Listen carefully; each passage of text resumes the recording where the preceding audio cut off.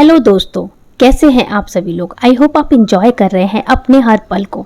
और मैं हेमा सिंह आज आपसे एक ऐसी शख्सियत के बारे में कुछ शेयर करना चाहती हूँ जो हमेशा हमारे दिलों में राज करेंगे, जो एक नाम ही नहीं बल्कि एक ऐसा सितारा है जो हमेशा चमकता रहेगा। भारत के अनमोल रत्न रतन टाटा जी। जब वो गए तो लोगों की आंखें नम थी और सभी के होठों पर यही था कि आज एक अच्छा आदमी इस संसार से रुखसत हो गया। मैं आपका चेहरा याद रखना चाहता हूँ ताकि जब मैं आपसे स्वर्ग में मिलूँ तो मैं आपको पहचान सकूँ और एक बार फिर आपका धन्यवाद कर सकूँ। भारतीय अरबपति रतन टाटा जी से एक बार एक इंटरव्यू में पूछा गया कि सर, क्या आपको याद है कि आपको अपने जीवन में सबसे अधिक खुशी कब मिली थी?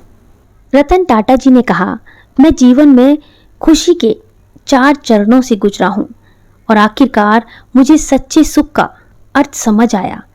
पहला चरण धन और साधन संचय करना था, लेकिन इस स्तर पर मुझे वो सुख नहीं मिला जो मैं चाहता था। फिर कीमती सामान और वस्तुओं को इकट्ठा करने का दूसरा चरण आया, लेकिन मैंने महसूस किया कि इस चीज का असर भी अस्थायी होता है और कीमती चीजों की चमक ज़्यादा देर तक नहीं रहती।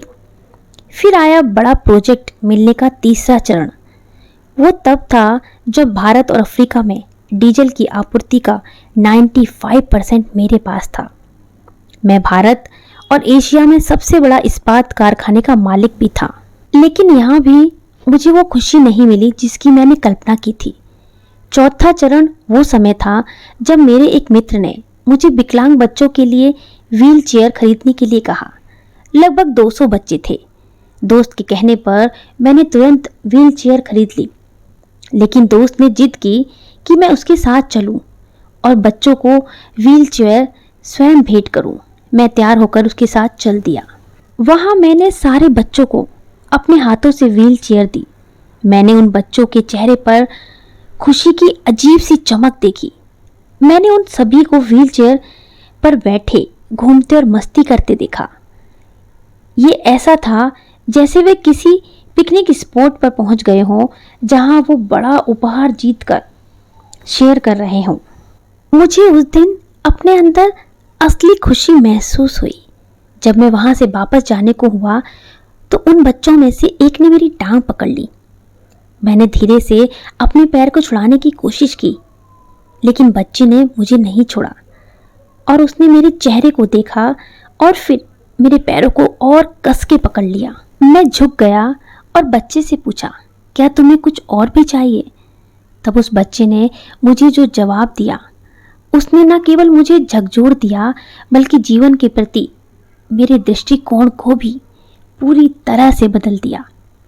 उस बच्चे ने कहा था, मैं आपका चेहरा याद रखना चाहता हूँ ताकि जब मैं आपसे स्वर्ग में मिलूं तो मैं आपको पहचान सकूं और एक बार फिर आपका धन्यवाद कर सकूं। इस कहानी का मर्म ये है कि हम सभी को अपने अंतर मन में झांकना चाहिए और ये मनन अवश्य करना चाहिए कि इस जीवन संसार और सारी सांसारिक गतिविधियों के छोड़ने के बाद आपको किस लिए याद किया जाएगा। क्या कोई आपका चेहरा फिर से देखना चाहेगा? ये बहुत मायने रखता है।